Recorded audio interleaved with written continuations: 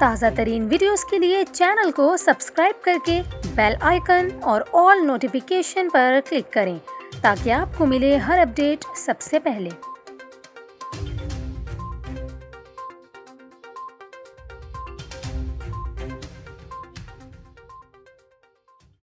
السلام علیکم، آپ دیکھ رہے ہیں نیوز 24/7 اردو اور میں ہوں آپ کے ساتھ کومل خان۔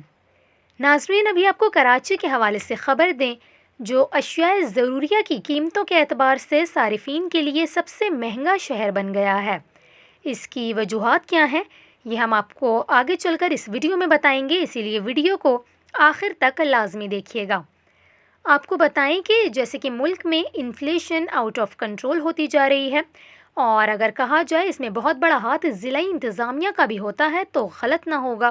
کیونکہ ضلعی انتظامیہ اپنے متعلقہ اضلاع میں مقررہ نرخوں پر عمل درآمد کروانے میں ناکام رہتی ہے،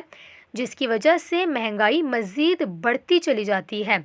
آپ کو بتائیں کہ اس کی تازہ مثال یہ سامنے آئی ہے کہ انتظامیہ کے جو مقرر کردہ نرخ ہیں اور جو مارکیٹ کی قیمتوں میں فرق ہے،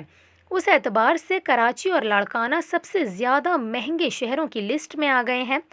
اور اس حوالے سے decision support system for inflation کا ایک اجلاس ہوا ہے، جس میں نیشنل پرائس مانیٹرنگ کمیٹی کو یہ بتایا گیا کہ صوبہ سندھ میں کراچی میں جو ڈائریکٹ کاسٹ کے نرخ ہیں اور جو صارفین کے لیے نرخ ہیں، اس میں تقریباً 94.81% کا فرق ہے، جس کی وجہ سے شہر قائد صارفین کے لیے سب سے مہنگا شہر بن گیا۔ اس کے بعد یہ فرق لاڑکانہ میں 49.54%، سکھر میں 38.77% اور حیدرآباد میں یہ فرق 28.34% سامنے آیا ہے۔